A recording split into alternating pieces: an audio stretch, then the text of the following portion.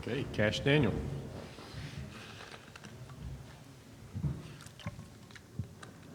Questions? This ain't gonna be one of the things where I got to point at y'all, ain't it?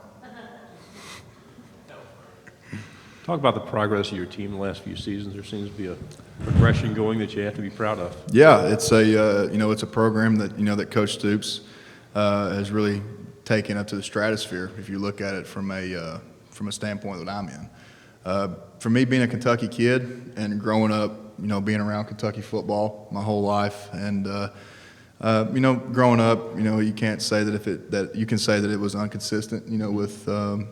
If we go to some bowl games here and then we'd fall off to maybe 3 or 4 wins, and then we get back to a bowl game one year and then back to 5 or 6 wins.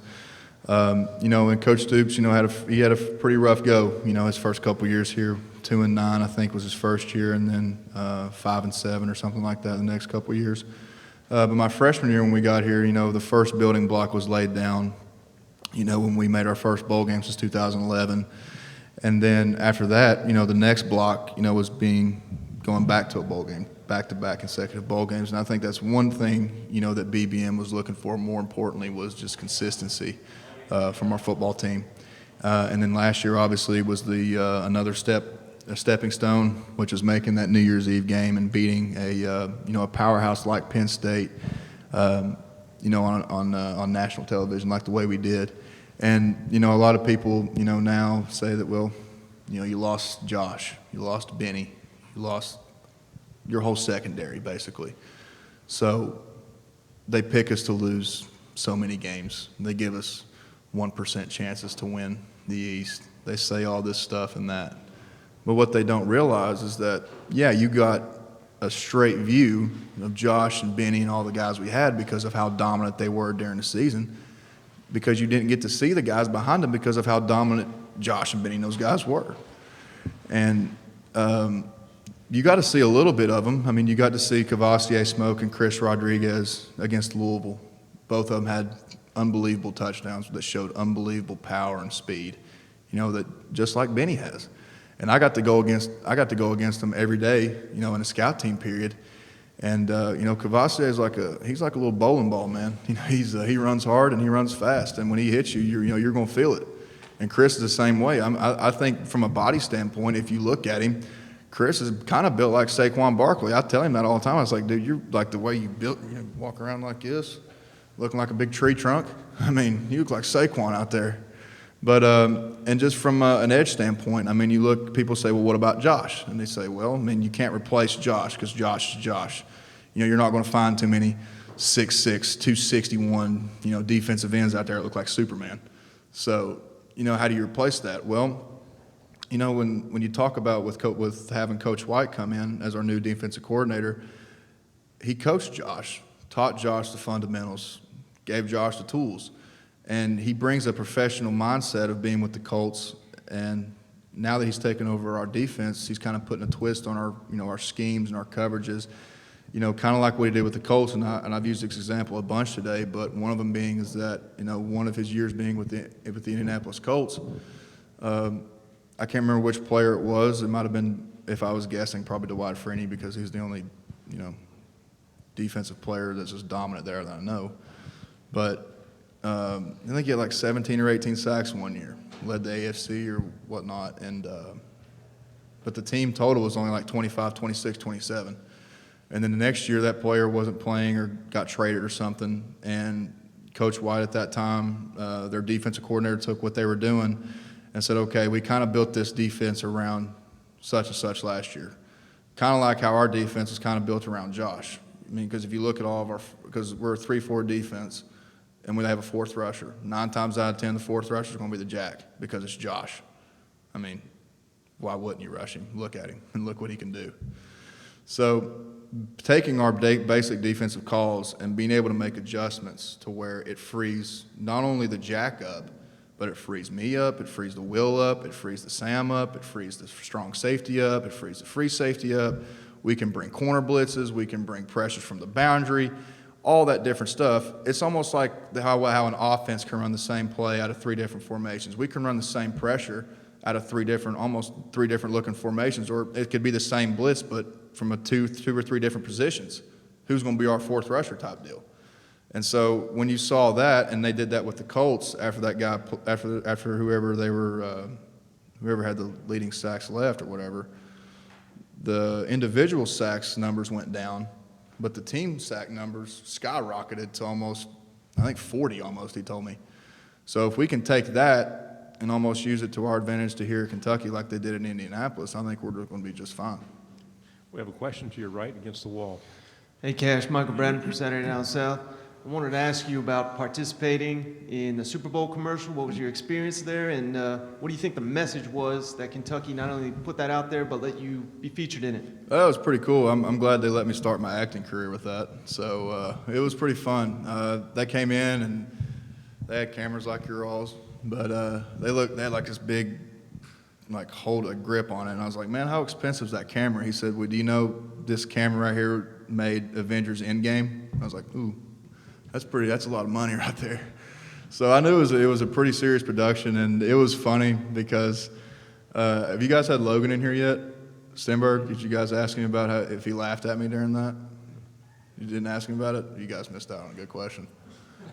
But so it was like they brought us in our like our team, we call it relax room. We go in there shoot pool or whatever. And they had the lights and tape marked off where everybody were supposed to be standing. And they gave me the script and told me how they wanted me to read it and everything. And I'd never done that before. Like that was my first time like reading a script. Like everything you see me, yelling, screaming, acting a fool, comes from my heart. So it's kind of hard. It was kind of hard for me at first to read something and be passionate about it because it didn't come from me. So I didn't know how to do it at first. To be quite honest with you, and that's how Logan and them, started dying laughing at me after the third or fourth word I started screaming. So we were there a long time though. We were there for about 4 or 5 hours just because of how many takes we had to do. But overall it was fun. The fans enjoyed it, and we got a lot of really good feedback from it. We had that promotional video where I said for people to watch it and video it, and tape their reactions and thing. We had a bunch of reactions, and it was really fun to see, little kids and, their parents, making out CATS, cats, and, watching the video and, screaming and hollering in their living room. It was pretty fun. Question here in the middle. Cameron. Got two questions. The first, who were some of the UK guys you looked up to growing up in Paintsville? And two, what does John Summerall bring to this coaching staff and to the team? As a kid growing up, when watching Kentucky, one guy you thought of was Jacob Tammy, a Kentucky boy from Bourbon County, and how he, conducted himself, not only on the field but off the field as well, and how hard he played. So Jacob was always a favorite of mine. Then obviously probably either Randall Cobb or Andre Woodson, just because of how infamous those guys were at playmaking and what Randall's been able to do with the Packers and now the Cowboys. It's just unreal what those guys have done, and with this, in the games that I was actually there to see them play. No matter what happens on there, be able to forget that. And then Summerall, yeah, Coach, he's my coach, man. If I had to have a coach that was kind of like me, it'd be him. He's the me version of a coach. So he's very fiery. He's got a lot of energy, and you can tell he cares a lot and has got a lot of passion for this team and in this room. It means a lot to him, because he's a Kentucky alum. He came here. He always jokes. He jokes about it all the time. He said, boys, I played here, whatever. He goes, I made 75 trips my senior year. I'm not going to call them tackles. I'll call them trips because I didn't tackle them. And he always say that. It's just, he keeps the room lightened up, man. And, and it's, and I think it helps young guys learn because, if it's, an easy setting to learn in, that kind of environment where, the coach isn't always just going to just go off on you for the slightest mistake. I think that that helps guys learn, and it helps bring guys together closer. Right here in the middle. You're obviously very confident in the team you're bringing back this year. So keeping in mind what you accomplished last year, what is the new expectation for Kentucky football? Get to Atlanta. We went 10-3 last year. We came up pretty short. We had the biggest game of, Kentucky football history in Lexington. Got embarrassed, and that's it. So we have to come back this year with a stronger mindset and a stronger mentality of, 10-3 is not acceptable. Coming second or runner-up in the SEC East is not acceptable. And so that's been our whole goal throughout our winter conditioning program, throughout spring ball, and throughout our summer workouts heading into fall camp is, take it up a notch. Like I was talking about, going back to that building block method. Like I said, first year, bowl game, second year, bowl game, third year, beat Penn State. Who says this year, the final step in my career and then my class's career, get to Atlanta? But not only get to Atlanta, but to win in Atlanta. Because if you're going to win, because if you get there, you might as well win it. Right here in the front row.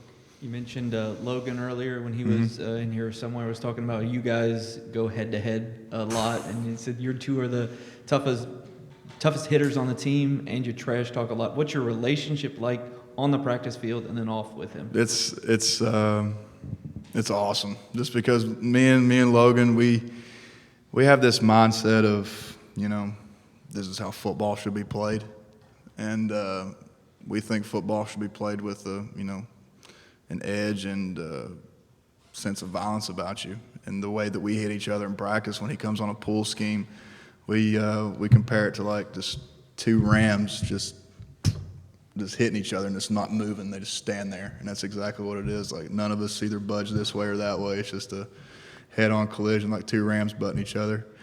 And but the good thing about going up against Logan in practice is that I don't have to look for a guy to bring out intensity in me. It's already there because I'm going to have to match his intensity and able to win that down. Because if you don't match his intensity or go above it, then you ain't got a shot. Last question against the wall on the right. Cash, hopefully after a lengthy NFL career, but have you given any thoughts to life after football? I think I've seen videos of you smashing dudes through tables and whatnot. Any professional wrestling or media personality in your future? Man, I'd like to go on the Pat McAfee route. Just go play me some years in the NFL, go to Barstool. Why isn't Barstool here? That's one question. I don't see Big Cat or PFT or those guys here. It kind of makes me sad. We got to fix that. But after football, man, it's just I like to bass fish a lot. To be quite honest with you. I mean, professional wrestling's cool. Shout out to the club, my boys AJ Styles, Carl Anderson, and Luke Gallows. But I just bass fishing and professional wrestling is just something that I like to do or like to watch or do when I'm not in football. So just be able to do that and have fun with it. But yeah, if the WWE came knocking and if I had nothing going on, then it'd be kind of hard to tell Vince McMahon no. Cash, thank you very much. Good Yeah, luck. thank you guys.